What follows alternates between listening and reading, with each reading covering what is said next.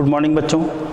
आज हम कक्षा 11वीं के रसायन शास्त्र के अंतर्गत 13वें समूह के तत्वों के रासायनिक गुण के बारे में अध्ययन कर रहे थे। रासायनिक गुण में आज हम देख लेते हैं हैलाइड्स के बारे में। 13वें समूह के तत्वों के हैलाइड्स।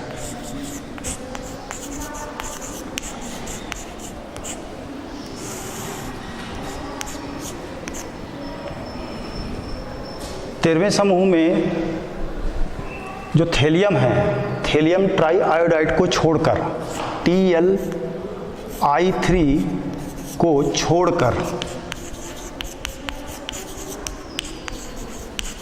छोड़कर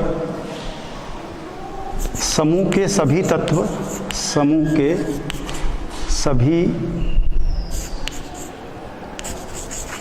तत्व ट्राई हैलाइड बनाते हैं। ट्राई हैलाइड बनाते हैं। इस प्रकार रिएक्शन होगा 2m plus 2x3 it is equal to 2mx3, जहाँ पर x बराबर फ्लोरीन, क्लोरीन, ब्रोमीन और आयोडीन हैं। यानी 13वें समूह के तत्व जो है वो हैलोजन से क्रिया करके, 13वें समूह के तत्व हैलोजन से क्रिया करके ट्राई हैलाइड्स बनाते हैं। इस समूह में बोरान को छोड़कर इस समूह के सभी तत्वों के फ्लोराइड आयनिक होते हैं और बाकी के जो हैलाइड्स हैं वो सहसंयोजी हैलाइड होते हैं। अर्थात कहने का तात्पर्य ये हुआ 13वें समूह के तत्वों में आयनिक हैलाइड और सहसंयोजी हैलाइड दोनों प्रकार के हैलाइड बनाते हैं। इसके अंतर्गत हम ये देख लेते हैं कि बोरान के ट्राई हैलाइड,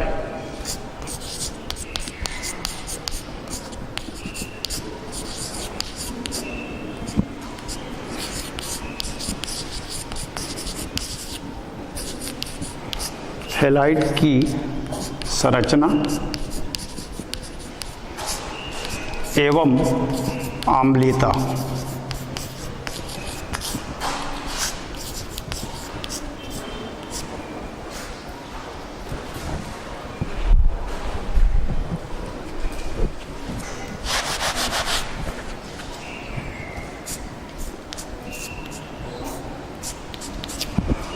तो बच्चों, आपको जैसे मालूम है कि बोरान के अंतिम कोश में 3 इलेक्ट्रॉन होते हैं और ये 3 इलेक्ट्रॉन जो है वो अंतिम कोश के 3 इलेक्ट्रॉन जो है वो जब हैलाइड की रचना करते हैं तो sp2 से संकरित होते हैं। sp2 s के एक कक्षक और p के 2 कक्षक मिलकर के 3 नए संकरित कक्षक बनाते हैं, जिसमें हैलोजन के जो कक्षक हैं वो संकरित होते हैं। इस प्रकार 3 नए संकरित कक्षक बनाते हैं और बोरान में इसमें हैलोजन में एक कक्षक खाली रहता है। खाली रहने की वजह से ये जो हैलाइड्स है, यानी बोरान की जो हैलाइड्स है वो न्यून इलेक्ट्रॉन यौगिक को बताते हैं और न्यून इलेक्ट्रॉन यौगिक को बनाने के कारण ये जो है ये लुईस अम्ल की तरह व्यवहार करते हैं और ये लुईस क्षारों से एक इलेक्ट्रॉन युग्म ग्रहण करके ये कंपाउंड बनाते हैं। उदाहरण द्वारा देखते हैं इसको।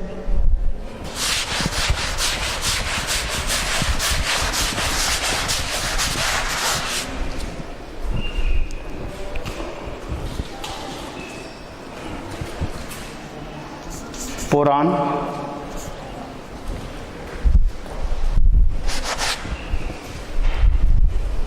5 इलेक्ट्रॉन होते हैं, 2s 2p। इसमें 2 इलेक्ट्रॉन होते हैं और इसमें px, py और pz, इसमें 1 इलेक्ट्रॉन है। ये मूल अवस्था, जिसको आद्यावस्था कहते हैं, अंग्रेजी में ग्राउंड स्टेट कहते हैं। उसके पश्चात में अगली जो अवस्था होती है, संकरण की अगली अवस्था, इसमें से 2s के इलेक्ट्रॉन कूद करके p कक्षक में चले जाते हैं। इस प्रकार अयुग्मित इलेक्ट्रॉन की संख्या 3 हो जाती है। ये उत्तेजना की अवस्था, उत्तेजना की अवस्था। इसी प्रकार संकरण की अवस्था में ये इस प्रकार से होता है।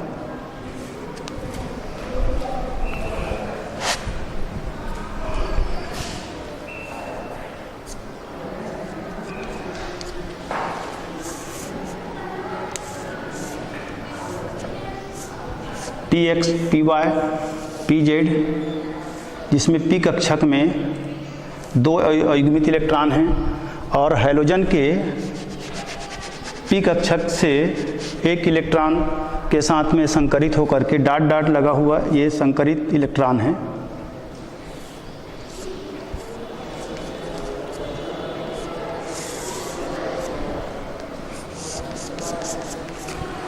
संकरण की अवस्था।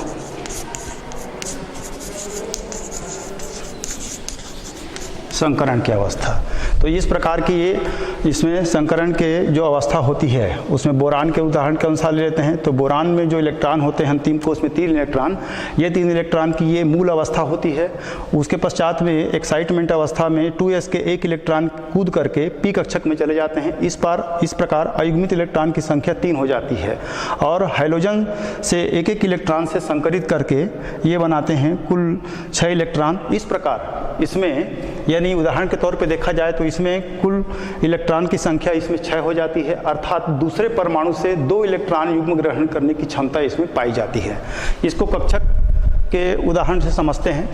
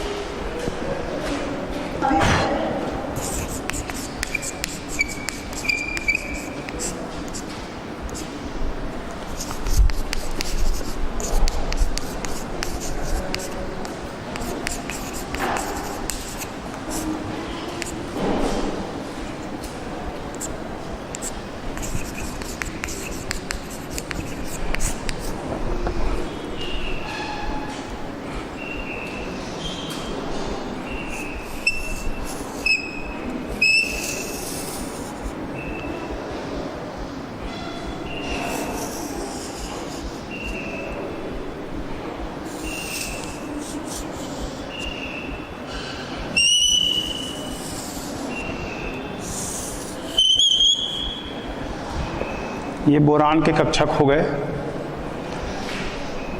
इस प्रकार फ्लोरीन के जो P कक्षक हैं वो इस प्रकार से इसमें संकरित करते हैं।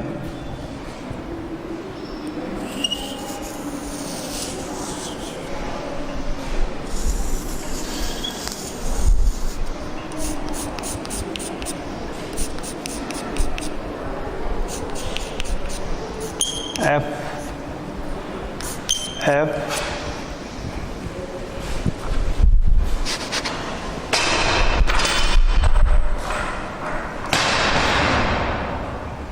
और ये F, ये वेकेंट कक्षक है। वेकेंट ऑर्बिटल,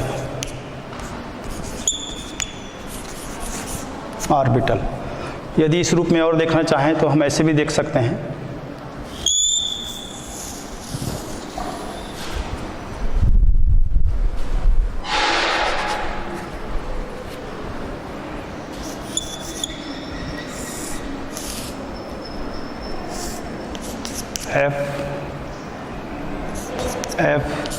F और ये वेकेंट कक्षक,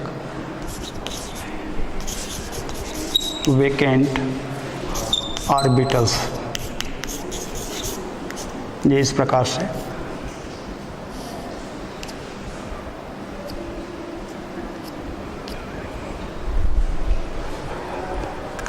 इसको यदि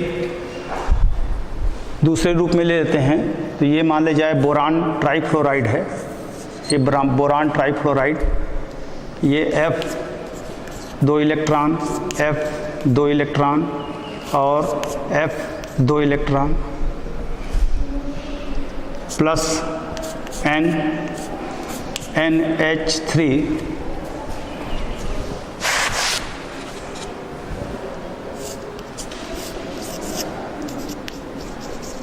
अमोनिया के पास में 2 अयुग्मित इलेक्ट्रॉन हैं, ये दोनों मिलते हैं तो F3B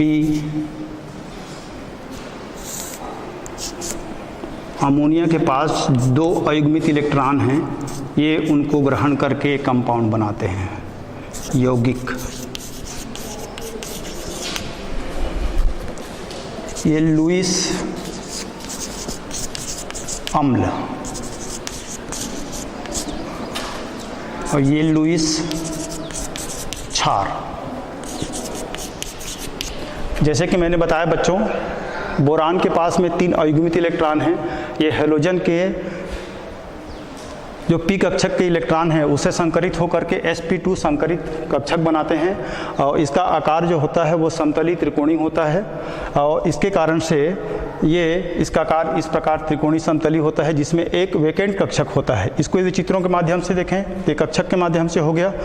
यदि इसको उदाहरण के तौर पर रूप में देखें, boron trifluoride, fluorine boron trifluoride, उसके पश्चात में अमोनिया के साथ में इसकी क्रिया होती है।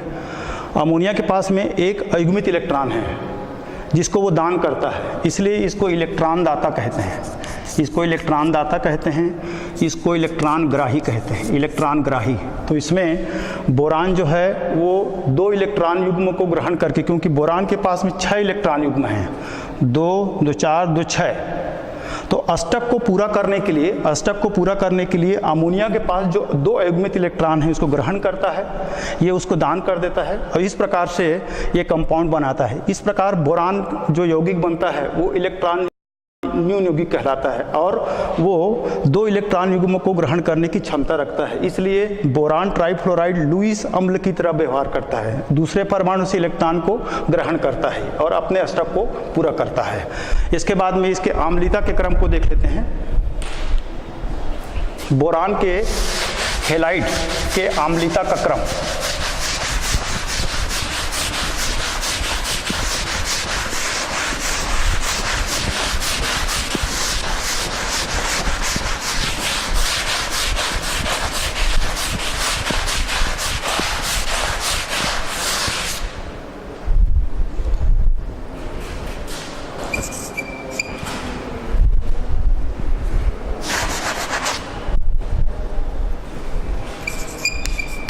आम्लता।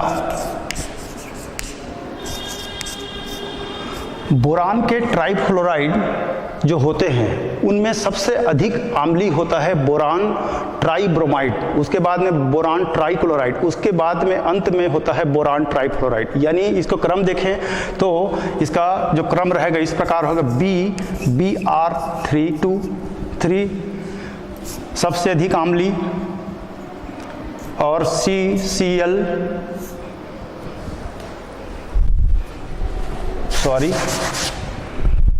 BCl3, B बोरान ट्राइक्लोराइड, उसके बाद में बोरान ट्राइफ्लोराइड। इसके आम्लता के कारण को समझते हैं बच्चों। वैसे देखा जाए तो ये आम्लता का क्रम है, ये सबसे अधिक आम्लीय है, उससे कम आम्लीय ये होगा, यानी सबसे अधिक आम्लीय बोरान ट्राइफ्लोराइड और उससे कम आम्लीय बोरान ट्राइक्लोराइड और सबसे कम आम्लीय होता है बोरान ट्राइफ्लोराइड।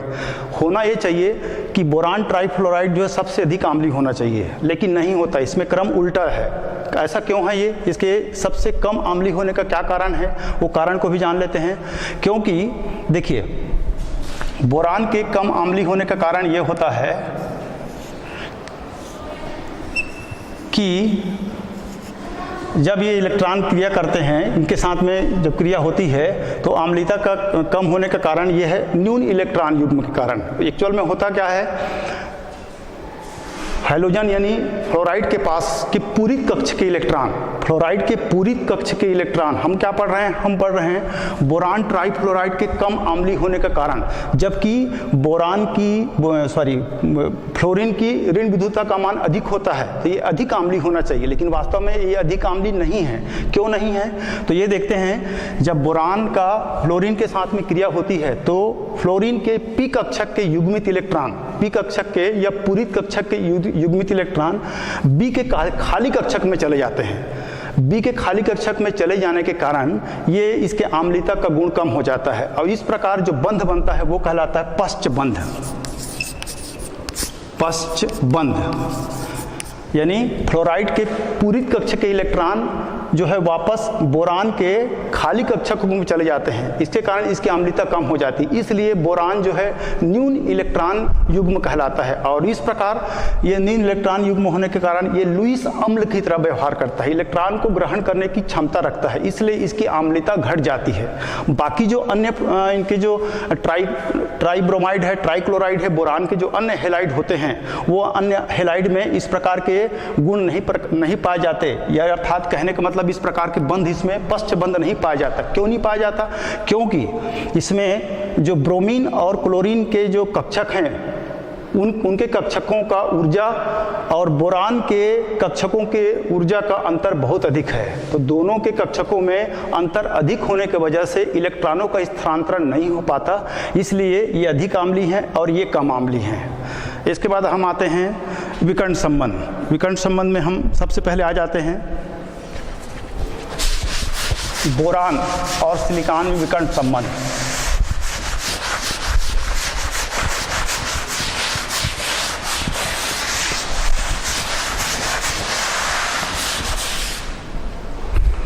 क्या विकर्ण संबंध है उसको देख लेते हैं।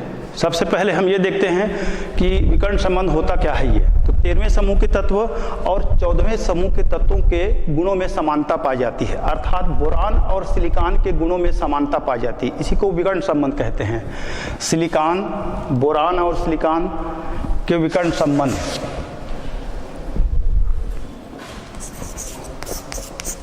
बोरान एवं सिलिकॉन में विकर्ण संबंध। विकर्ण संबंध से मतलब ये है कौन कौन से वो गुण हैं जो बोरान और सिलिकॉन में सेम पाए जाते हैं, ये एक समान पाए जाते हैं। बोरान 13वें समूह का तत्व है और सिलिकॉन 14वें समूह का तत्व है, तो इन दोनों तत्वों में समानता पाई जाती है। वो कौन कौन से गुण हैं उसको देख लेते हैं। नंबर 1, पहला गुण दोनों अधातु हैं। दोनों अधातु हैं, दोनों मतलब बोरान और सिलिकॉन दोनों अधातु हैं और अपरूपता प्रदर्शित करते हैं। अपरूपता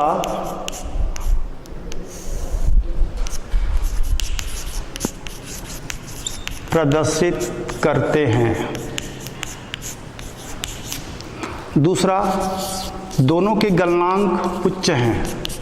दोनों के गलनांक उच्च हैं। तीसरा, दोनों धनायन नहीं बनाते।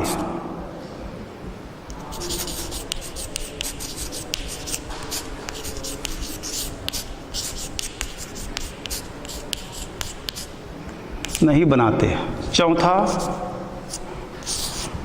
दोनों तनु अम्लों से क्रिया नहीं करते। दोनों तनु अम्लों से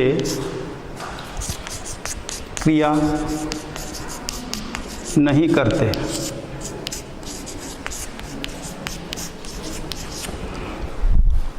पांचवा, दोनों के ऑक्साइडों को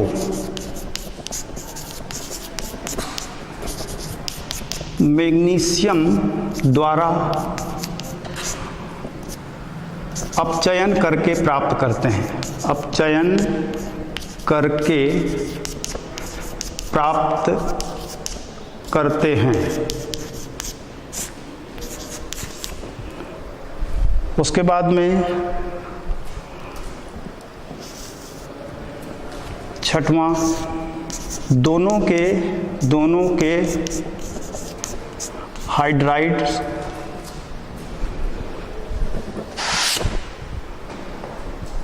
दोनों के सहसंयोजी हाइड्राइड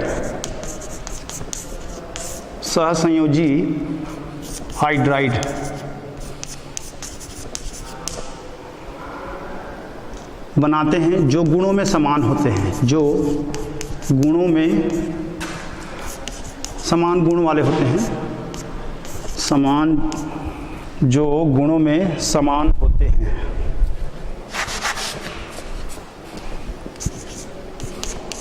जैसे बोरोएथेन,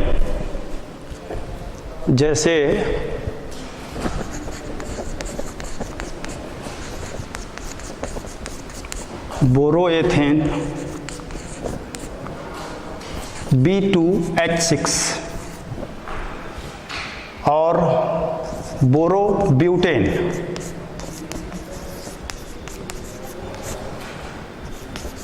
B4H10। इसी प्रकार सिलिकॉन का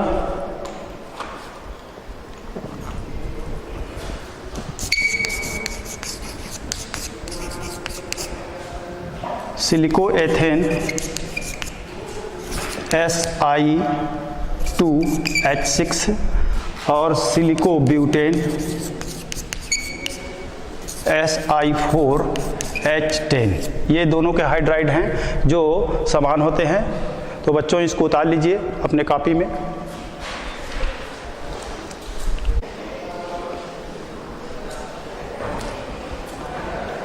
हाँ, तो हम ये देख रहे थे बच्चों हाइड्राइड के बारे में। हम पढ़ रहे हैं अपरूपता के बारे में, अपरूपता विकर्ण संबंध, विकर्ण संबंध, बोरान और सिलिकॉन में विकर्ण संबंध, अर्थात बोरान और सिलिकॉन में ऐसे कौन कौन से गुण हैं जो दोनों में समान पाए जाते हैं।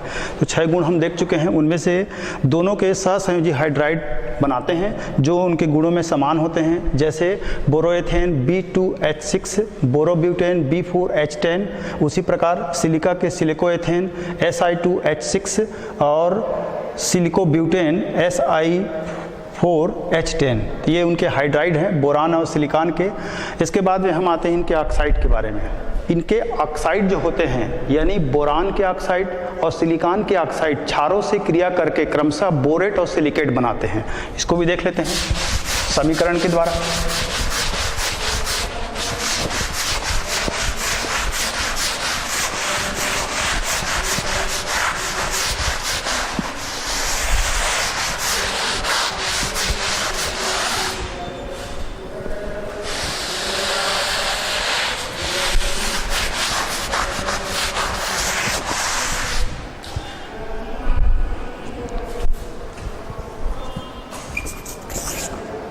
सातवां विकर्ण संबंध, दोनों के ऑक्साइड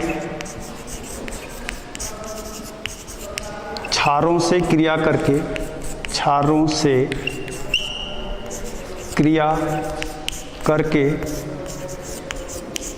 क्रमशः बोरेट एवं सिलिकेट बनाते हैं।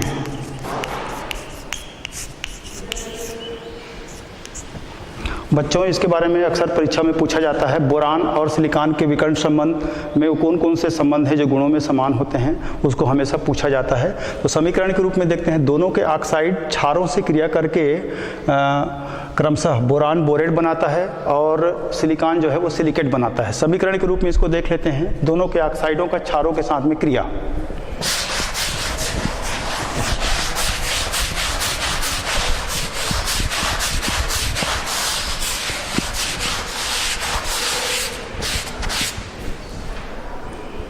बोरान के साथ में देखते हैं पहले नंबर 1 B2O3, ये बोरान के ट्राई ऑक्साइड हैं। इनको क्षारों के साथ में क्रिया देख लेते हैं, 6NaOH, it is equal to 2Na3BO3 plus 3H2O।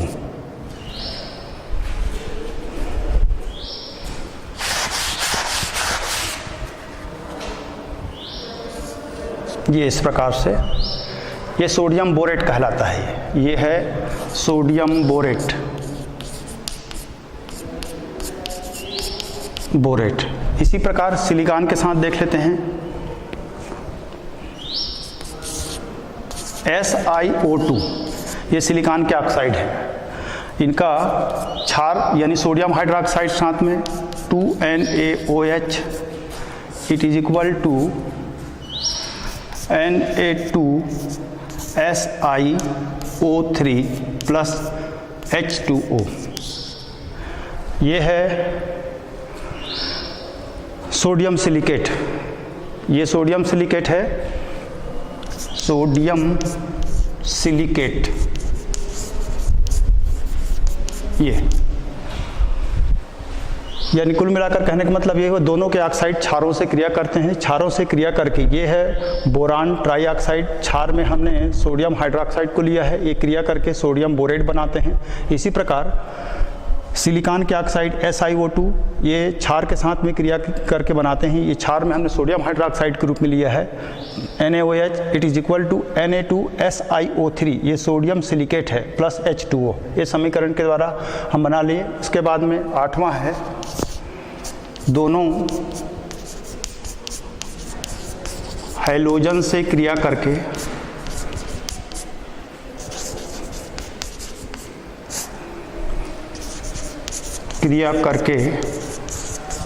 Halides बनाते हैं, जो जल द्वारा अपघटित हो जाते हैं,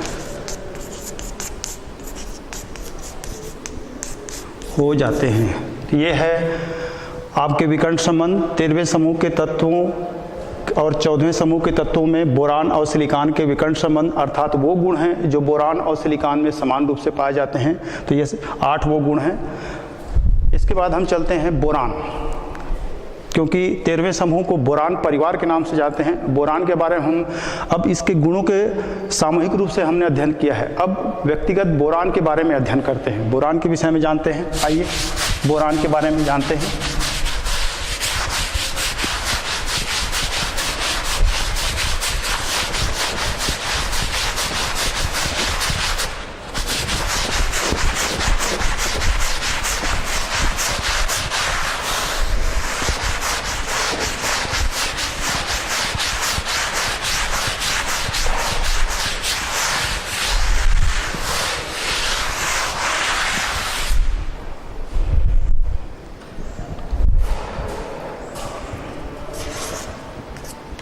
बोरान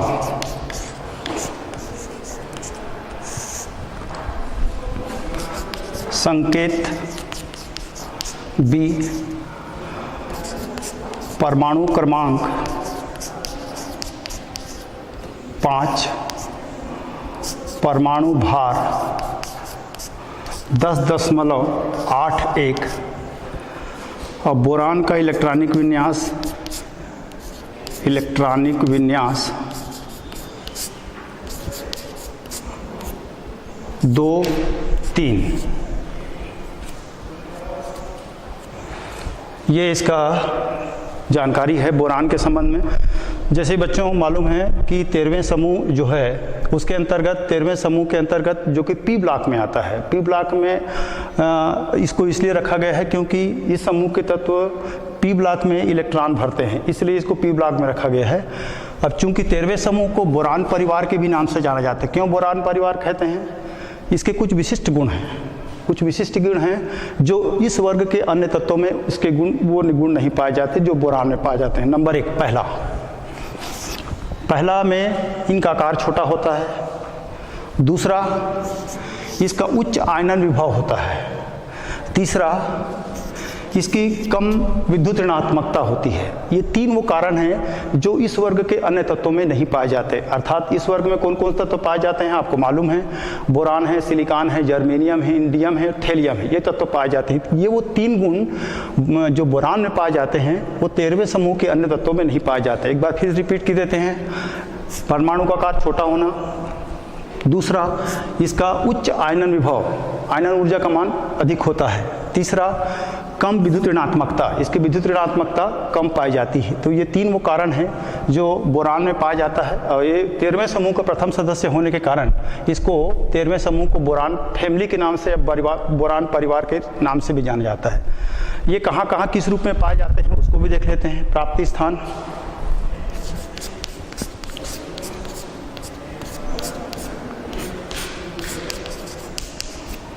प्राप्ति स्थान मतलब है प्राप्ति कहाँ कहाँ पाया जाता है। ये स्वतंत्र अवस्थाओं में नहीं पाए जाते हैं। संयुक्त अवस्था में ये अपने अयस्कों या खनिजों के रूप में पाए जाते हैं। इसके 3 खनिज हैं जो कि उनके खनिजों के रूप में पाए जाते हैं संयुक्त अवस्था में। स्वतंत्र अवस्था में नहीं पाए जाते, संयुक्त अवस्था में पाए जाते हैं। तो संयुक्त अवस्था में बोरान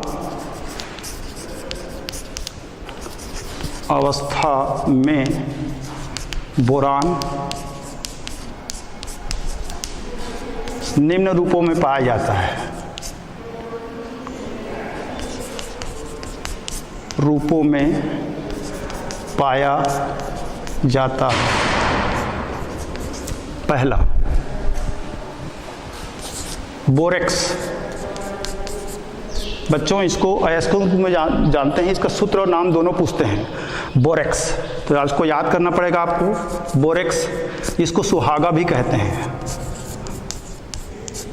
सुहागा, इसका सूत्र है Na2B4O7.10H2O। ये सुहागा। उसके बाद दूसरा जो रूप है कोलेमनाइट।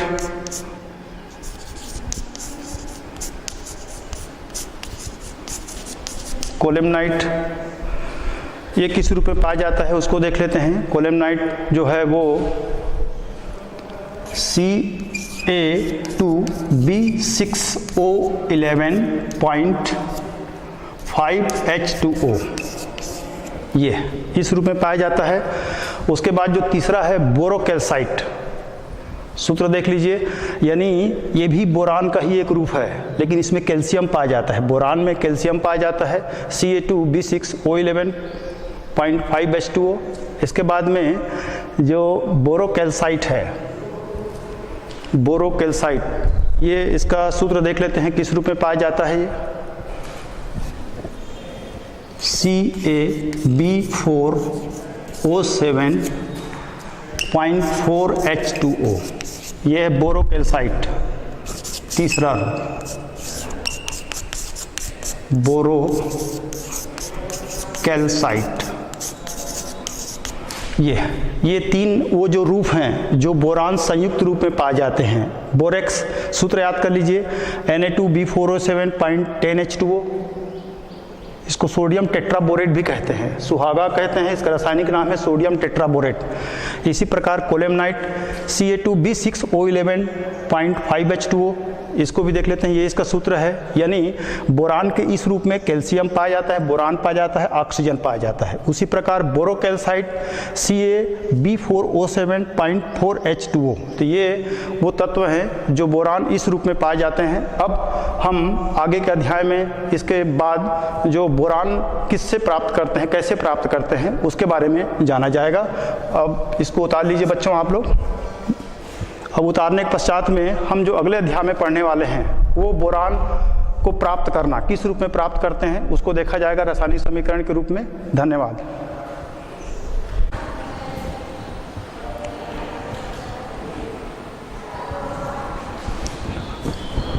हाँ बच्चों, इस लेसन में हम हेलाइडों की संरचना एवं आम्लता के बारे में हम पढ़ रहे थे। इसमें जो समीकरण लिखा गया था उसमें अमोनिया को हमने लुईस क्षार नहीं बताया है। इस त्रुटि को हम सुधार कर फिर से समीकरण को देखते हैं।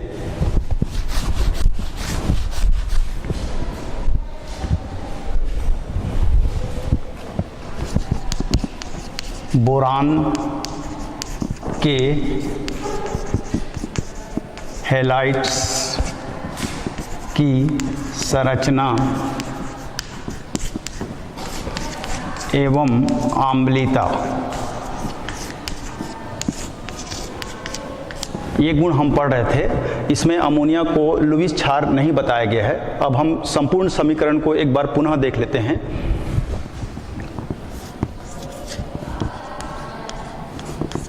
ये बोरान ट्राइफ्लोराइड है,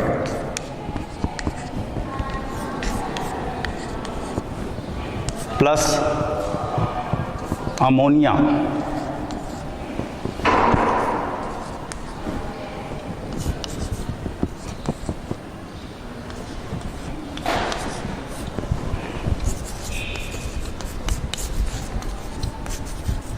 ये अमोनिया है, ये बोरान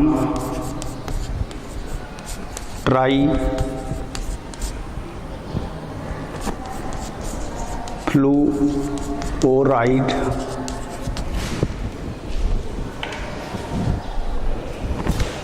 ये लुईस अम्ल है, ये लुईस अम्ल है। और बोरान ट्राइफ्लोराइड जो है वो लुईस अम्ल की तरह व्यवहार करता है और ये इलेक्ट्रॉन युग्म ग्राही होता है, इलेक्ट्रॉन युग्म ग्राही। और ये अमोनिया जो है वो लुईस क्षार है और ये इलेक्ट्रॉन युग्म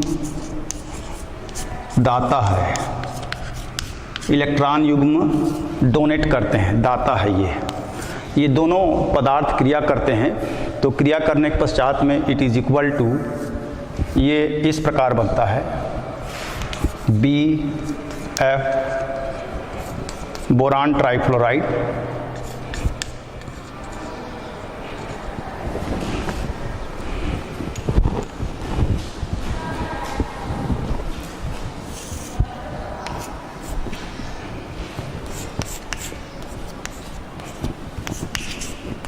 ये अमोनिया,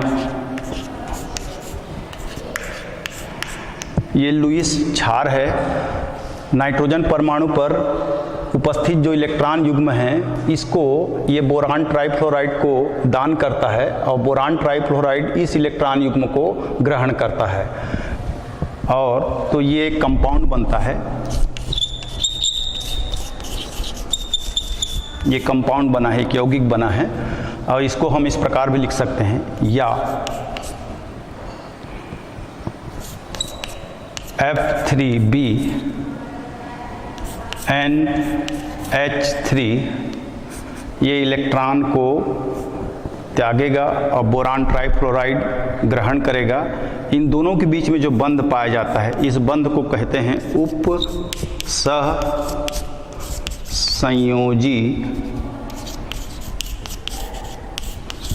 उपसहसंयोजी बंध। बोरान ट्राइफ्लोराइड और अमोनिया के बीच जो बंध है ये बंध कहलाता है आपका उपसहसंयोजी बंध।